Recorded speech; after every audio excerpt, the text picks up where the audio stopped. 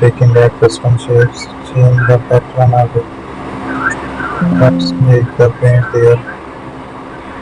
Use another design. Add an option there. We have to find a shape. Add a paint there. So let's find the different options. So there is a new design.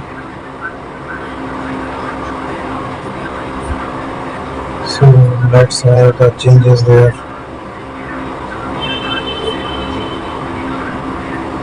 Add a paint around it.